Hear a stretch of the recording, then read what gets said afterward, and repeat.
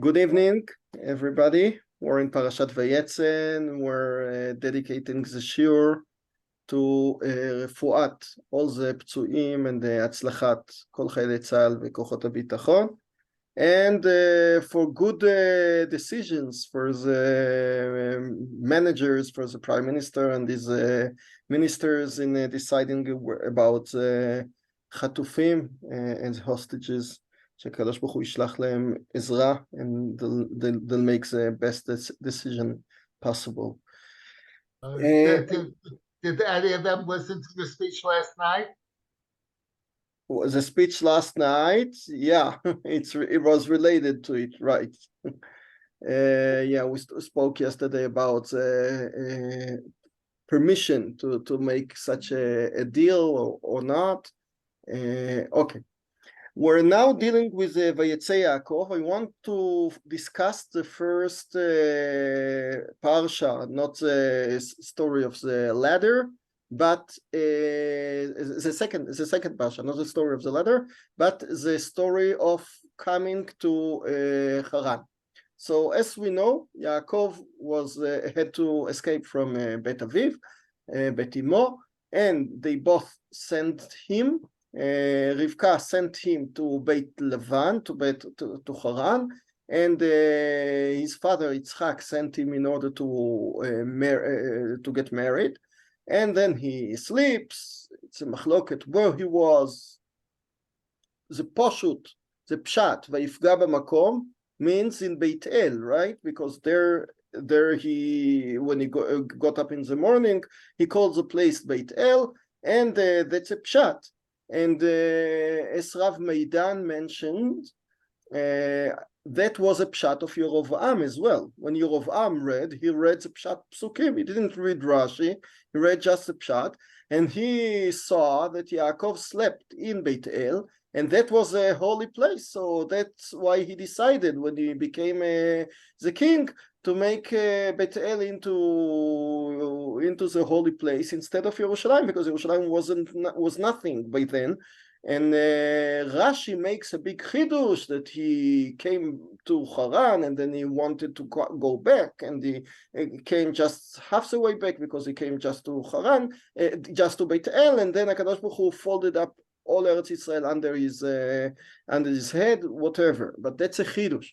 Okay, so at the end of the day, HaKadosh Baruch Hu cheers him up and tells him that והנה אנוכי עמך ושמרתיך בכל אשר תלך והשיבתיך אל האדמה הזאת, I'll be with you, you'll be back.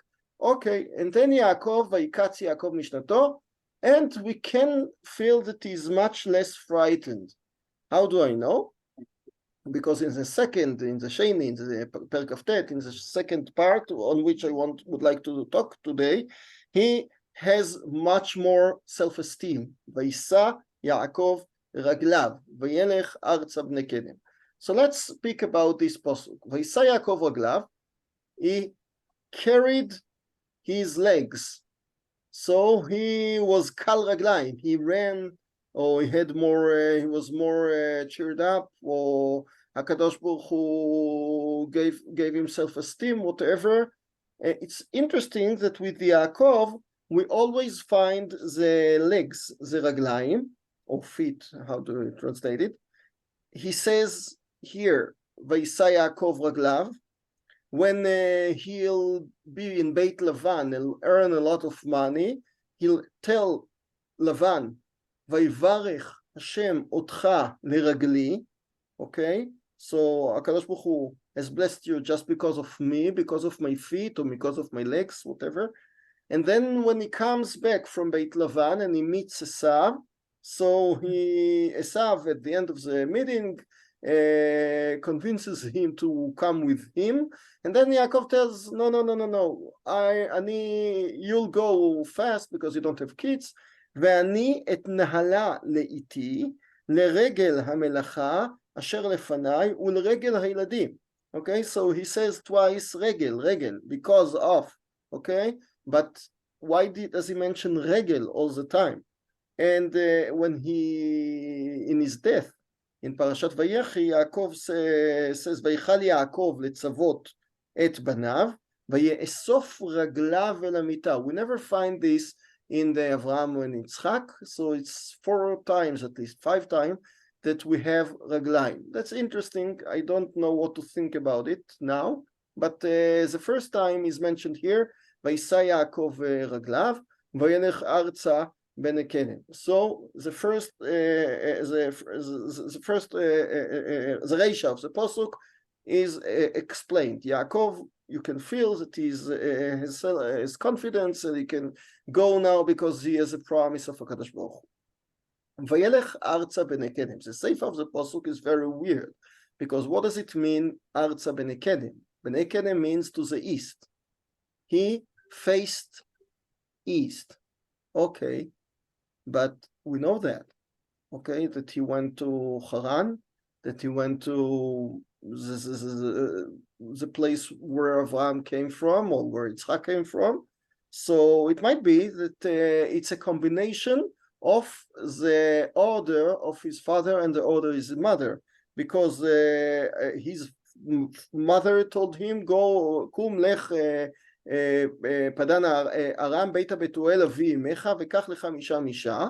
So she says explicitly, go to Haran, and his father ויברך אותו, so he tells him to go just to Padan Aram. He doesn't tell him explicitly where to. So if you want to combine the two orders that he had from his father and his mother, you just make a general state of Vayelech Arza b'nei kedem.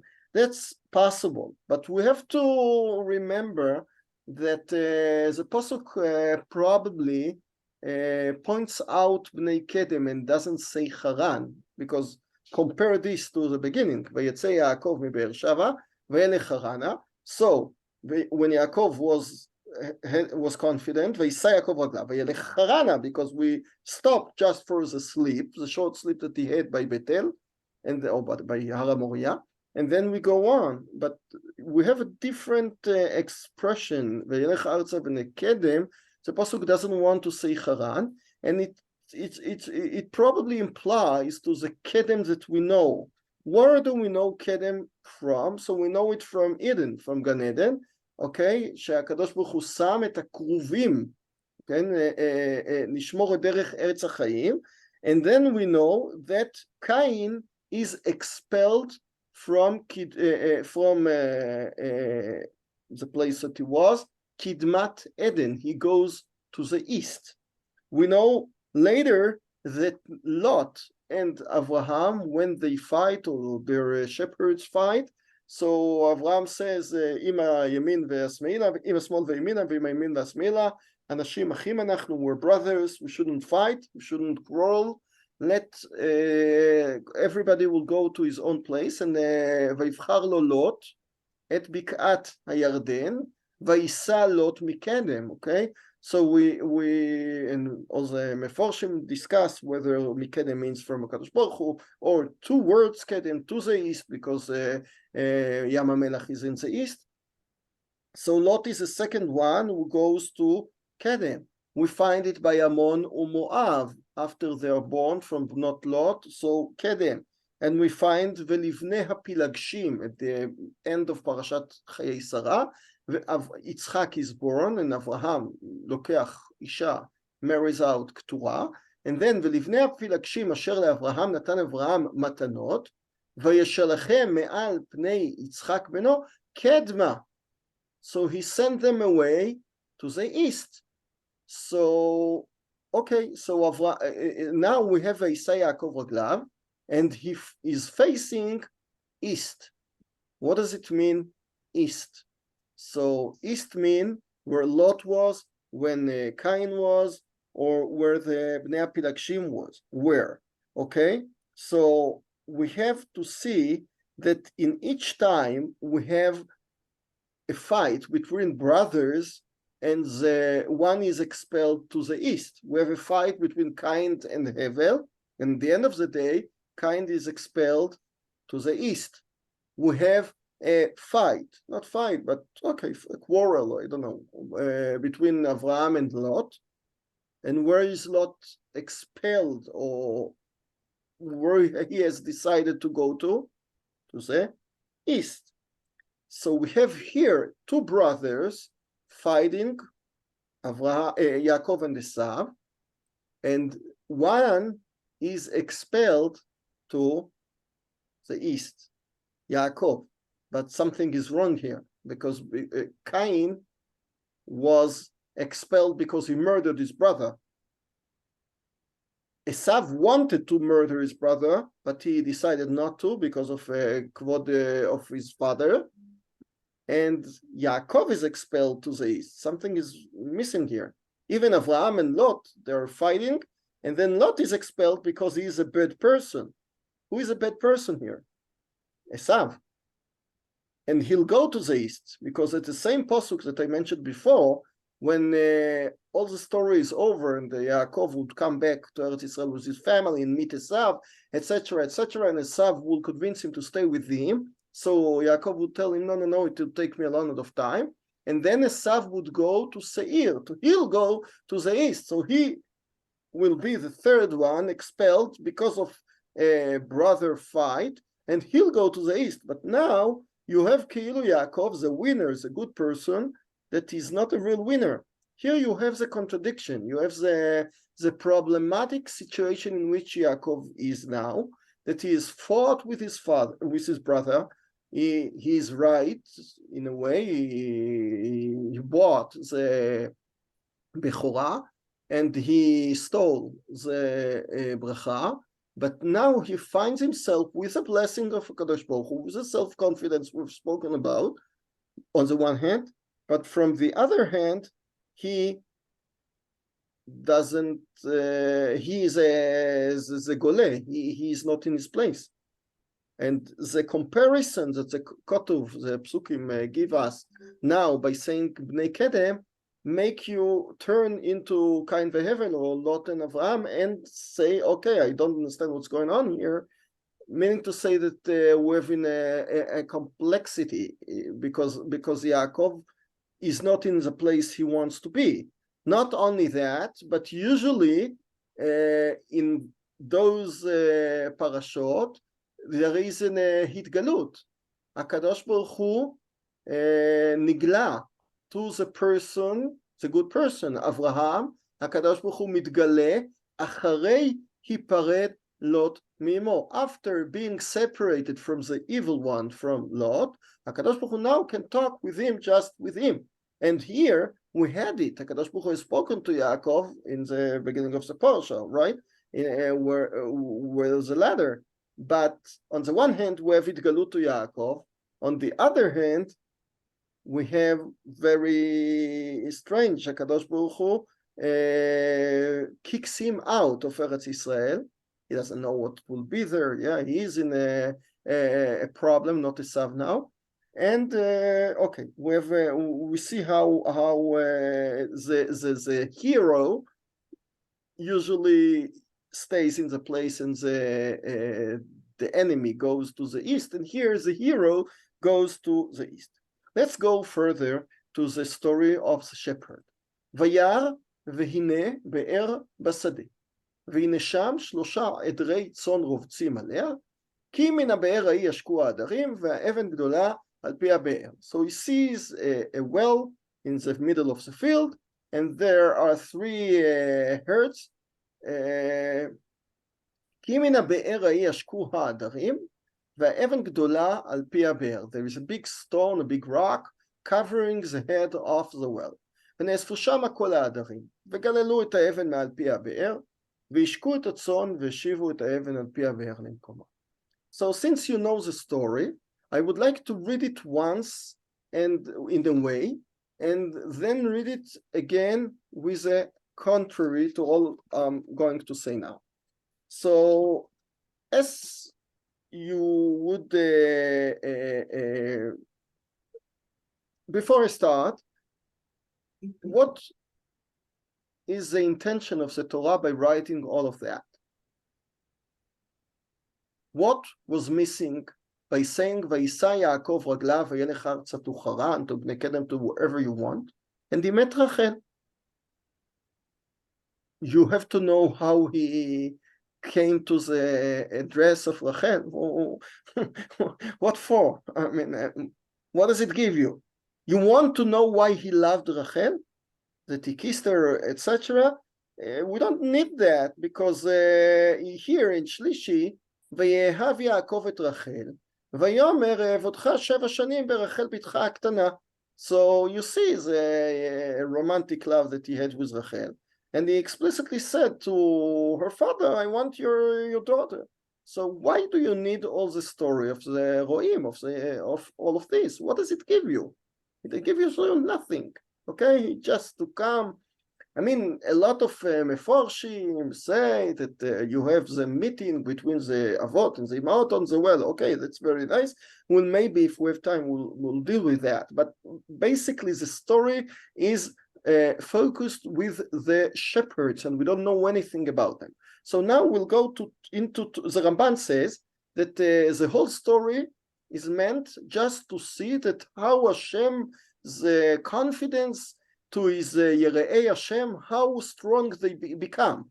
That Yaakov was so weak, was so afraid, and by being promised by HaKadosh Baruch Hu that everything would be fine, now he's like Rambo. He's very strong. He can do everything. He can take away the stone out of the interesting attitude. I'm not sure that that's the main thing of the whole thing, just to show how strong Yaakov is. Okay, whatever. But let's go to 2 explanations of the following psukim. One is that the shepherds are very bad people, and they're very lazy. Why? Firstly, I can see it by seeing the psukim.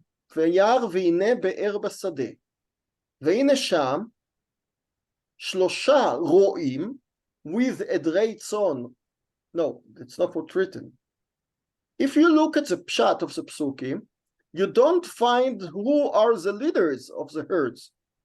והנה שם, around the well in the field, he sees 3 flocks or 3 herds with no manager, nobody running it, no leaders, nothing. כי מן הבאר ההיא ישקו העדרים, who ישקו? And if you look in Ibn Ezra, in Radak, they explicitly says, זה ישקו הרועים את העדרים, so they understand that something is missing here. ונאספו שמה כל העדרים. Really? The herds come from the place and they gather. Who leads the herds? It's not mentioned at all. So you see that there are secondary characters. They don't give anything. And the whole matter, the whole intention of the Torah is to point out how strong and how important, how significant Yaakov is by giving the shadow of the Roim. They are nobody. Okay, they are not mentioned at all. The herds Keilu by itself, by come and drink, nobody is there. ונאספו שמה כל העדרים, again, וגללו את האבן מעל פי הבאר, וישקו את הצאן. It's ממש like automatic process. והשיבו את האבן על פי הבאר למקומה. And then go to the speech, okay? ויאמר להם יעקב, אחי מאין אתם? If you want, the person who spoke about it at length is Rav Samet in his books. ויאמר להם יעקב, אחי מאין אתם? ויאמרו, מחרן אנחנו. I can depict my sons when they're playing with the iPhone, and you talk to them, and they say yes, no, like this, okay? מאין אתם? He asks very nicely, where are you from? ויאמרו, מחרן אנחנו. The shortest answer they can. They're very lazy. ויאמר להם, okay, 2 words, ויאמרו, 1 word, מחרן אנחנו. ויאמר להם, again, הידעתם את לבן בן נחור? Do you know לבן בן נחור? Again, ויאמרו, 1 word, ידענו, we've known him. But you have to extract, we say in Hebrew, to milk them in order to take an answer. ויאמר להם השלום לו, ויאמרו שלום. Very nice. So Rav Samet in his book writes how lazy they are, and how, as I said, the secondary depiction of the shepherds makes Yaakov into the hero, into the non-lazy, the one who runs, the one who moves. And pay attention, they don't move at all. They sit, they never moves, they never move. You don't see them here move. It's not written that they have come from some place. They were just there all day doing nothing. And as we know in Chazal, in the Rambam, we know all the dinim of schirut, of all the working labor we learned from Yaakov in Beit Lavan, and we see how he didn't waste any second of Lavan, and he worked so hard. And here you see people, they are schirim, you pay them, and they don't do anything, they just sit all day. והנה רחל בתו באה עם הצאן. By pointing out that even Rachel is coming, is walking, you put Rachel in the same side of Yaakov. They both move, they both do something, they both נושאים רגליים, באים, הולכים. They versus the shepherds, they don't do anything. And can't you, excuse me, can't you explain that V'hinei Rachel bito bo im ason is what they said to him? Right. Good. So wait, good comment. As to now, you can say, according to the two former psukim, that they just answer in one or two words, so that you can say that Vayomru Shalom here is the point, the dot, okay? Vayomru Shalom, and the Mikra, the Posuk, just gives you the information, V'hinei Rachel bito ba'ah ratzon. It was all about why Rachel was coming with its own, okay? Something like this. That's one interpretation that we make. So as to now, we see that the Roim are very lazy, and Yaakov and Rachel are very vivid, have their chayut. Okay. Now compare the same story to the story of Moshe Rabbeinu. Moshe Rabbeinu has the same thing in Perek Gimel. He runs from Paro, and then he goes to Midian, and he sits on the Be'er, Ulkohen Midian, Sheva Banot, not one, 7 daughters. So the same Roim are there. There they are much more violent, I must say. Okay, here they don't do anything to Rachel, but there they are very violent. And Moshe, Vayakom Moshe Vayoshi'an, because they couldn't draw water from the well without Moshe. Okay, and then the comparison is very similar. Moshe is very active. The people there, the shepherds, are very passive. They don't do anything. They're violent. Here they're not violent. And at the end of the day, there is a salvation here by to Rachel. There to the daughters of Yitro. Okay. Just make another point. I said that Yaakov and Rachel are very vivid, and the Roim, the shepherds, are very dull. They're very boring. Okay, they don't do anything. And then we come to the next figure, Lavan. He is a very vivid person. Okay, he moves, he kisses, he knows, he's a socher. Yeah, he knows. He's a man of the world. Okay, so you have a comparison between the Roim here to the Roim of Moshe Rabbeinu, but the figure of Lavan is anti-secondary heroes. If the secondary heroes are the Roim, so Lavan is on the contrary, he's very vivid. That's one interpretation of this parsha, but I can mamash do the opposite and decide that the shepherds are not lazy, are not bad, are not don't hate foreigners like Yaakov, and they don't want to help them. we mamash, according to the first explanation, we might explain it's mamash similar even to Sodom, okay, in a way that they don't want to help any person, whatever. But we can say in the positive meaning, I can interpret it differently. Okay, the first thing I will compare it to Yitro's and Moshe's shepherds. There, they are very violent. Okay, and they are very violent against 7 daughters. Here, you have just one. You cannot imagine how without violence they might be much more violent against a daughter, a woman, a female, in the old generation, okay, and even though they don't do anything, okay, they could harm her, they could just not let her draw water, but at all, and they don't. They are nice. They let her. That's the main thing, and the Midrash in Bereshit Rabbah pays attention to it and says, "Hey, in Moshe there were 7. Here she is 1, and even though they didn't do anything to her, and the Midrash says, oh, look how nice when you have the HaKadosh Baruch Hu's hashgacha on Rachel, and therefore they couldn't harm. Or Chaim HaKadosh says more than that. He says, look at the difference of the fathers. Yitro sent 7 because he knew that one would be harmed, but Lavan is not afraid of sending away his one daughter, because he knows that it's a safe place.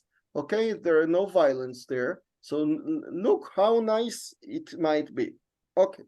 The second point is the first sentence of Yaakov.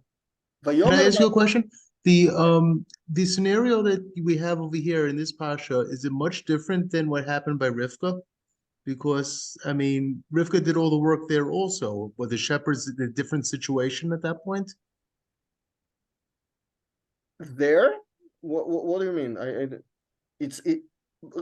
In the story of Eliezer, we find just Rivka doing all of it. So you ask me why there aren't shepherds there, or what's the question? No, I didn't get it. Sorry? What's your question? You compare it to Rivka in Chayei Sarah, right? To Eliezer and Rivka, and there you don't have the shepherds at all. Okay, so Right. What's your question? No, I'm asking you. You're saying that here the shepherds were either bored or they were antagonistic. Was it different by Rivka, by the case of Rivka? I mean, Rivka also had to do all the work. There, the shepherds just turned away and let her do everything without being antagonistic. Interesting. Okay, you say that in Rivka there were shepherds and maybe they escaped because they saw that there were a lot of work to be done. Okay, right. Okay. So according to, that's interesting, good. According to the first explanation, you'd say yes. They hate foreigners, they hate work. Okay, both whatever you want. They're lazy and they don't like work and don't like people. And therefore, Rivka is an exceptional person that either works or help. Okay, it might be. We'll speak about it in a minute, but it might be that it's not a long of time that passed between. Okay, good. Might be. בסדר, it's 70 years or משהו כזה, נכון? So yeah, might be. But go back to the second explanation, and the second explanation I wanted to show another point. ויאמר אליהם יעקב אחי, Okay, it's like Bennett, my brothers. Okay, like nowadays we say achi, achi. Okay, and we speak about a person like achi.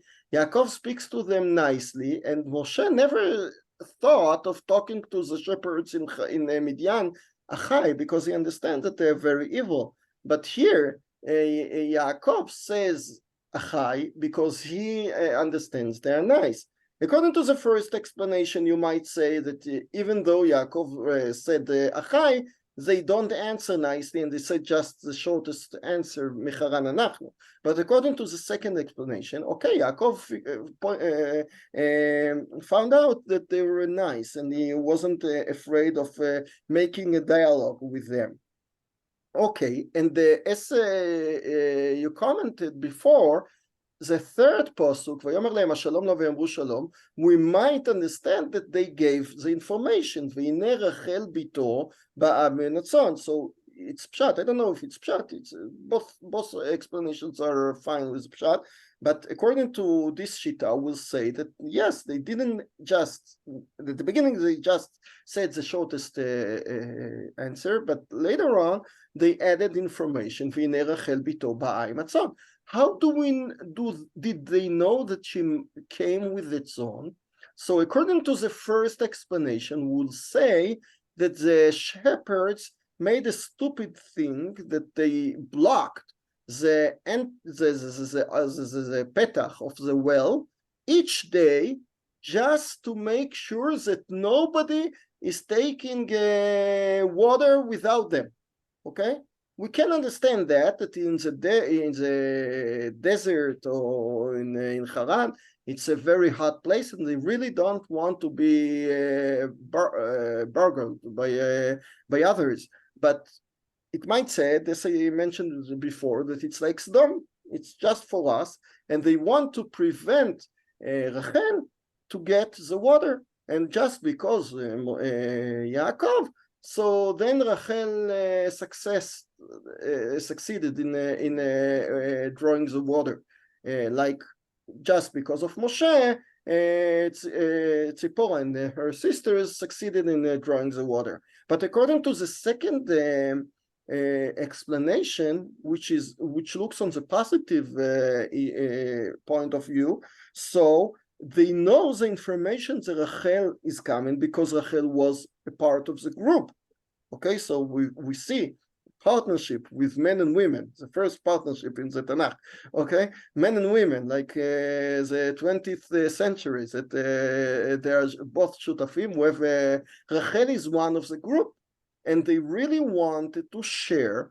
And it's like socialism. They do it all with the group, and they are waiting to the last figure of the group, Rachel, to come, and then we'll be able to water the mine together. Okay, so it's mamash good. It's good for them. It's good for her. So according to the second explanation, they are not lazy at all, and they didn't come as a secondary character in order to express how Yaakov is vivid. No, they're very nice as well. And Lavan, according to the first explanation, we saw that Lavan is mamash the opposite of the Roim. And when Yaakov comes to this dull and boring place, he finds a very vivid person at home, a good surprise. But according to the second, it's on the contrary. He finds a nice people outside. When coming to Rachel's house, he'll find the evil one that makes himself nice, but he's a very, very old fox. Okay, Lavan, and then he'll have his own problem, unlike Moshe. And now compare it to Moshe, it's the same. According to the second explanation, there's no comparison, because Moshe comes to Yitro, how nice he is, but Yaakov comes to Lavan, how bad he is. Okay, now we'll go further, and we don't have a lot of time, so I'll just tell you another thing. Okay, a lot of people wrote, as Yoeliot started to say, that it's based on the Abarbanel, that you have a depiction of the Avot in the way that they met their spouse on the well, okay?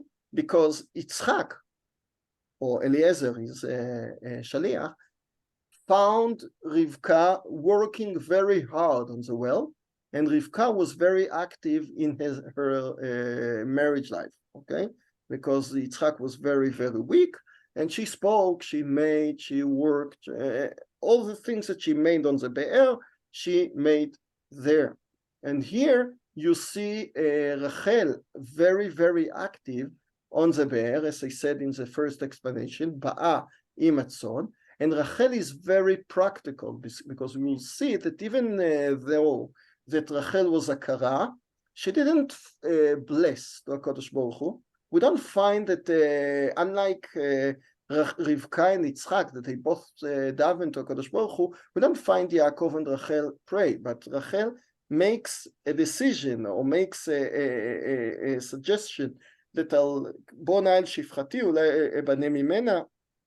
Okay, so she has practical הצעות, proposals to Yaakov, and she's a very practical person, and you see it here on the well.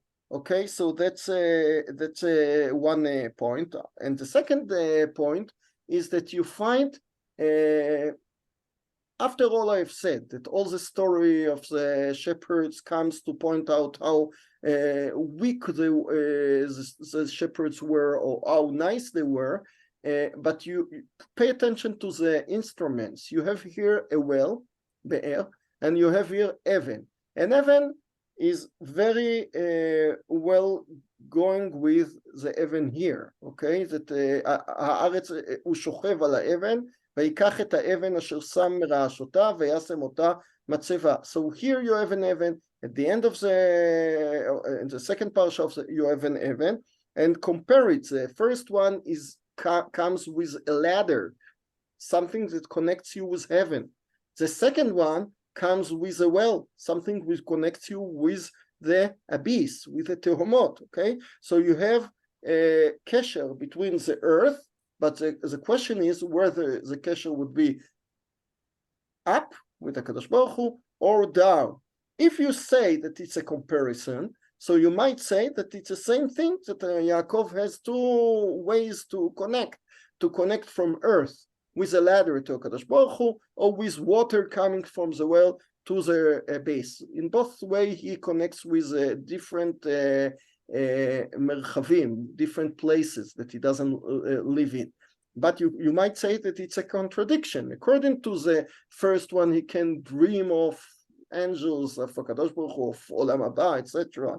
According to the second one, he might be very, very practical. And as I said, Rachel is a symbol of the practical, so she goes to the water of the well. She would draw the water of the well, but very, very practically, and that's a symbol of how she'll be in the future. We have half a minute till the 40 minutes ends, so Erev Tov and Bsorot Tovot to all of you. Am Israel. להתראות. Thank you. Thank you.